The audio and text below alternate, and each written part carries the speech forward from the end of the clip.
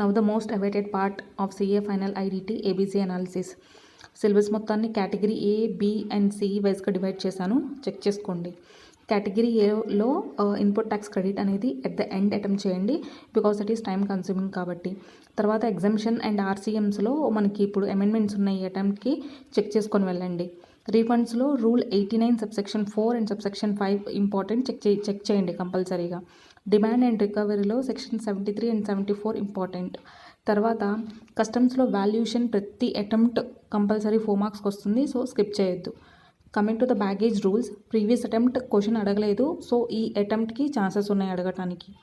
తర్వాత category below registration అనే టాపిక్లో సెక్షన్ 22, 23, 24 కంపల్సరీగా చెక్ చేసుకొని వెళ్ళాలి. తర్వాత పేమెంట్ ఆఫ్ ట్యాక్స్లో టీడీఎస్ ప్రొవిజన్ చెక్ చేయండి ఒకసారి. కేటగిరీ సిలో కస్టమ్స్లో మెయిన్గా రీఫండ్ నుంచి ప్రీవియస్ అటెంప్ట్ 2 మార్క్స్ క్వశ్చన్స్ అడిగాడు, అంటే ఆల్మోస్ట్ 8 మార్క్స్ అడిగాడు. సో రిఫండ్స్ అనే టాపిక్ మనం కంప్లీట్గా స్కిప్ చేయొచ్చు ఫ్రమ్ కస్టమ్స్.